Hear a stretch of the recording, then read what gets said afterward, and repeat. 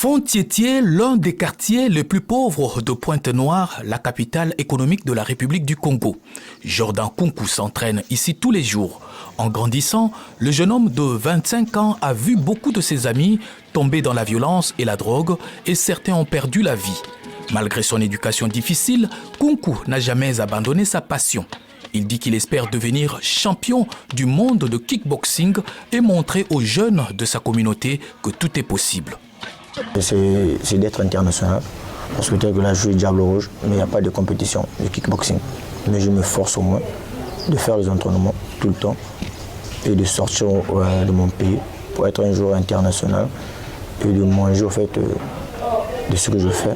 Et, en fait, de manger au fait à travers du sport que je fais. Aîné d'une famille de 5 enfants, Kunku vit avec sa mère célibataire.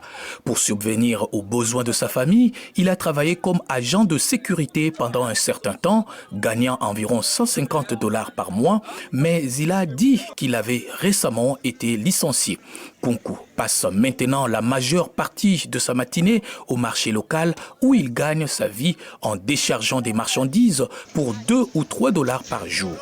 Puis il se dirige vers le gymnase du Taigo Club, un espace en plein air clôturé avec de la tôle pour s'entraîner.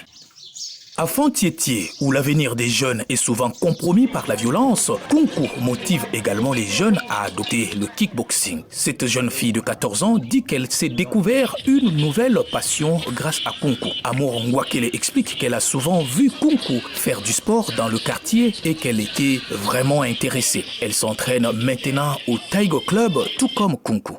La personne qui m'a vraiment poussé à faire le sport, c'est mon champion Jordan.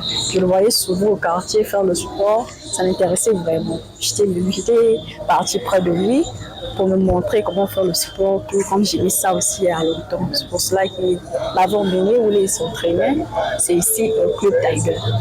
Donc c'est ça aussi qui m'a poussé à faire le sport et m'a aussi aidé à m'entraîner aussi un peu.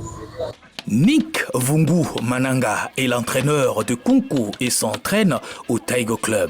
Il dit que le fait d'avoir vu Kunku, qui a participé à des combats de kickboxing au niveau local et a remporté 9 combats sur 11, est une source de fierté. Mananga pense que Kunku a les qualités et la volonté de transformer son rêve en réalité à condition qu'on lui en donne l'opportunité. Le kickboxing est loin d'être le sport le plus populaire en République du Congo.